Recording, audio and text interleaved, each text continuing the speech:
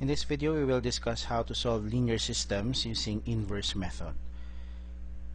We consider this theorem if A is an invertible matrix, meaning if the inverse of A exists, then the system of linear equations in the form Ax equals B has the unique solution x equals A inverse times B.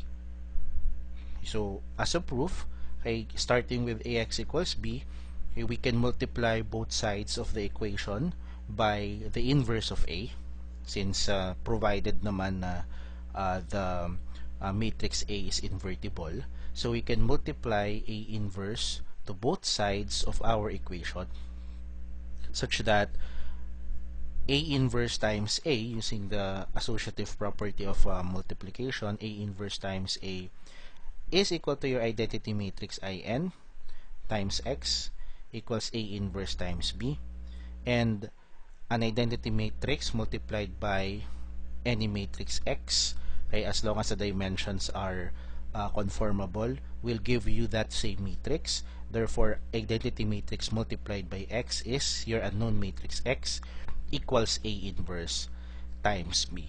So, ang sinasabi lang natin dito, your unknown matrix X is a product of the inverse of A and the constant matrix B. So this is our working equation to solve for our solution matrix or our unknown matrix. So for instance, if we want to solve for the following systems using inverse method, for the first problem we have the system composed of x plus 2y equals 6 and x plus y equals 4. Of course, we can use other methods to check if our solution later on is correct, no? But for this one, we will be using the inverse method. The first step is to set up your system in terms of an equation form, matrix equation form rather. So Ax equals B na form. So you set up the coefficient matrix 1, 2, 1, 1, your unknowns xy, this is your unknown matrix, and then your constant matrix composed of 6, 4. So this is your A, X, and then equals B. So kailangan muna natin isolve yung inverse ni A. Since siya ay 2 by 2 naman, pwede natin gamitin yung ating shortcut, 1 over. So we multiply pababa, this 2. 1 times 1 minus pakyat, 1 times 2.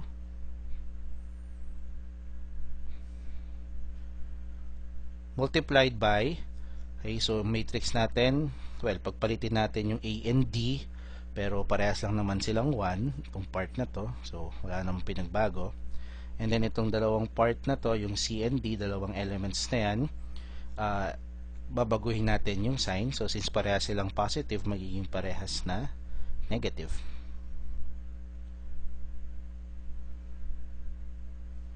And so our inverse will be 1 over 1 minus 2, no? 1, negative 2, negative 1, 1, or that will be 1 over negative 1. So, yung constant natin sa labas is actually negative 1. So, yung inverse natin, pag pinalitan natin to ng negative 1, magiging, mamultiply lang ng negative 1 yung ating elements dito. So, your inverse will be this one. So negative 1, 2, 1, negative 1. So since nakuha natin yung inverse, thus X, the unknown matrix, is equal to the product of the inverse of A and the constant matrix B. So X equals, yung unknown matrix natin ay yun na yung composed of your variable x and y, no? So that is equal to negative 1, 2, 1, negative 1 multiplied by 6, 4. So pag binultiply natin to again, it will just be row by column. So multiply the first row. Isang column lang naman yung meron tayo. So you have here negative 1 times 6 plus 2 times 4. And then we go to the next row and then multiply with the same column. So you have 1 times 6 plus negative 1 times 4.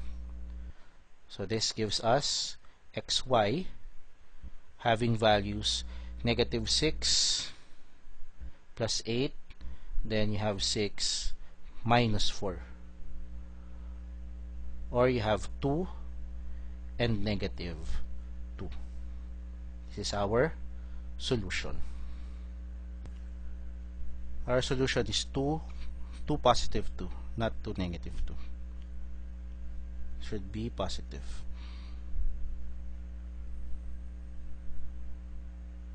Okay, so when you check, okay, substitute 2 dito sa ating given equation.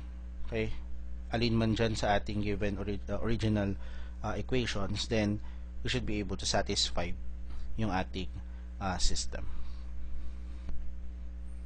Now for the next system, we have here a system of 3 unknowns, and so you have 3 equations also. So let's set up the matrix equation corresponding to this. Your coefficient matrix contains elements 2, 3, 1, 3, 3, 1, 2, 4, 1. Then your matrix of unknowns has variables x, y, and z equals your constant matrix contains negative 1, 1, and negative 2. So this is your A, your X, and then this is your B. So to solve for this system using inverse method, kailangan natin kuhanin yung inverse ni A. However, A is 3 by 3 matrix, so to get the inverse, we will be using the adjoining method or using the elementary row operations. So let's first solve for the inverse of A by starting with the matrix A, I3. And that will be 2, 3, 1, 3, 3, 1, 2, 4, 1. Dugtong natin sa identity matrix. Okay. So, the first step is, again, kailangan nating ma-zero out yung mga nasa ilalim ng diagonal. Now, for this particular problem, mapapansin natin, yung ating first leading entry dun sa first row ay 2. Hindi siya 1, no? Pero ang rule natin, kailangan the first non-zero para maging RREF siya, no? Dapat 1 yung element siya, no? Pati dito, tsaka dito sa main diagonal. However, kapag ginawa nating 1, ito agad. Kaya kailanganin nating mag-divide by 2. So, di-divide natin sa 2 ito, magiging 3 halves, magiging 1 half, magiging 1 half. So, magkakaroon tayo ng fraction. Everything everything yung operation natin, pag zero out natin si 3 at saka si 2, ipinipair natin kay row 1, di ba? So, kung ang gagawin natin sa una, i-divide natin ng 2, lahat ng elements ni row 1, edi magkakaroon tayo ngayon ng fractions, which, of course, as much as possible, ayaw natin, no? Para mas madali tayong mas mabilis yung pag-operate natin, no? Kung less yung fractions natin. Although, again, wala namang masama kung may fraction tayo. So, para medyo maiwasan natin yung fraction, hindi ko muna siya i-divide sa 2. Okay? So, hayaan ko lang muna na 2 yung nandito. Okay? Pero again ha, yung rule natin, kailangan 1 talaga yung nandyan. Pero pwede naman natin gawin later on. Okay, so hayaan ko munang 2 yung nandyan, tapos isi-zero ko na lang muna etong elements na nandito sa ilalim. So yun muna yung una natin na goal. So i-zero out,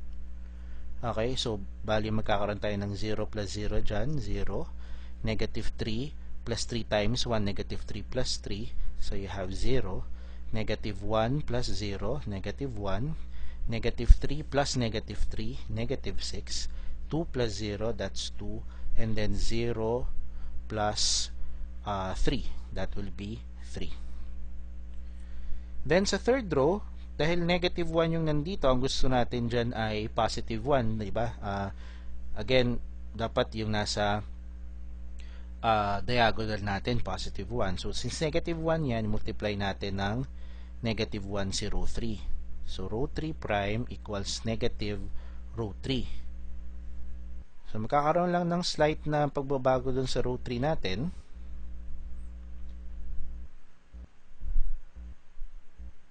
Magni-negative lang to.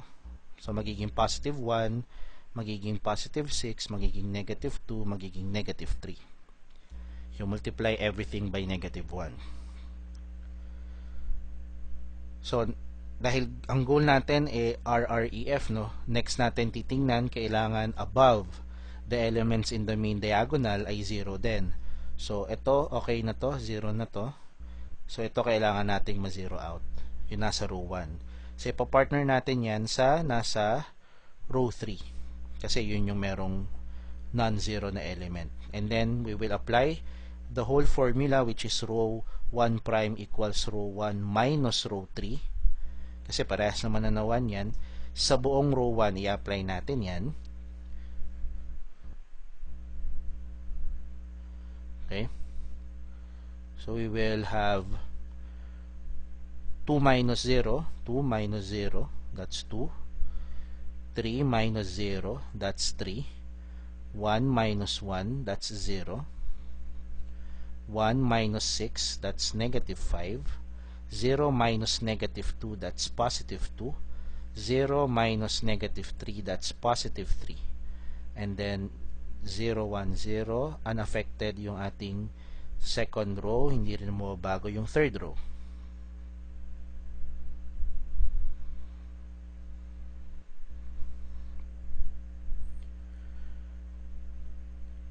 Then, yung 3 dito sa first row, kailangan din natin ma-zero out yan. So, para ma-zero out yan, ipapartner natin siya dito sa row 2. Kasi wala ka namang element na sa row 3. 0 na yung, may element ka pero 0, no? Okay, so, doon mo ipapartner doon sa non-zero element, which is nasa row 2. So, si 1 yun. Ang magiging formula natin will be R1 prime equals R1 minus thrice R2. So we apply this to the whole row 1 again. So we will have here 2 ay minus 3 times 0, so that's 2. 3 minus 3 times 1, that's 3 minus 3, that's 0. 0 minus 0. Negative 5 minus negative 3 times negative 1, that will be negative 5 plus 3. So this is negative 2. And then you have 2 minus 3 times 0, that's 2. And then you have 3 minus 3 times 1, that's 0 as well. Then 0, 1, 0, negative 1, 0, 1, 0, 0, 1, 6, negative 2, negative 3. So, ang tanging natitira na lang natin na kailangan gawin ay zero out itong element na unang-una na yan. Na supposedly, again, explain ko lang ulit, normally, unang makikita natin yan, no, at unang maiisip natin ay gawin niyang 1 kasi yun yung nasa rule natin na kailangan yung nasa diagonal ay puro 1 at yung first leading entry, non-zero entry for every row should be 1, no? However, pag ginawa kasi natin yon, magkakaroon tayo ng fraction agad dun sa elements ng first row na ang mangyayari ngayon, lahat ngayon ng ating mga calculation ay mag-i-involve na ngayon ng fractions eventually. So, para maiwasan yung too much fractions na yon, hindi ko muna ginalaw yan. Okay? So, hinayaan ko muna siyang hindi 1. Pero, in the end, no, makikita naman natin na yung 2 na yan, pwede natin gawing 1 yan by just simply dividing row 1 by 2. So, ang final natin na operation will be row 1 prime equals 1 half row 1 to give us 1, 0, 0, negative 1, 1, 0. So, madi-divide lang sa 2 lahat. Row 2 will remain unchanged. And then row 3 as is then.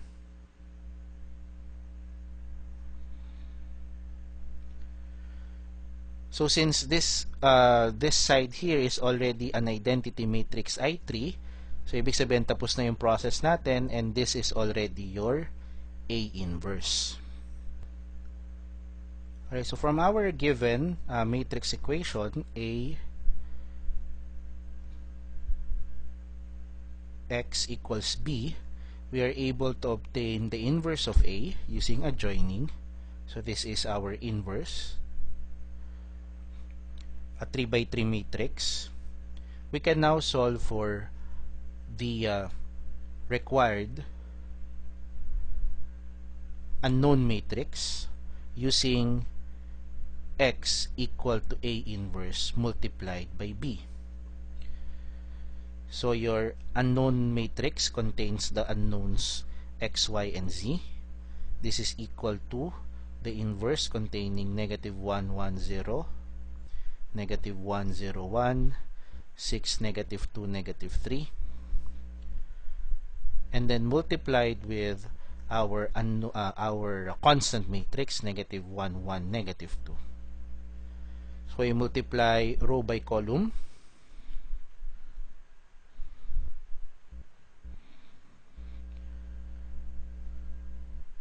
So first row and then this column. So you have negative 1 times negative 1 plus 1 times 1 plus 0 times negative 2. And then we go to the second row, same column kasi isang column lang naman ang meron tayo, no? KB. So you have here negative 1 times negative 1 plus 0 times 1 plus 1 times negative 2. Then lastly, we have the third row and then same column. You have 6 times negative 1 plus negative 2 times 1 plus negative 3 times negative 2.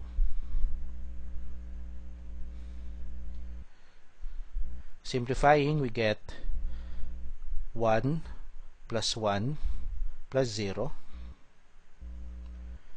1 plus 0 minus 2, and negative 6 minus 2 plus 6.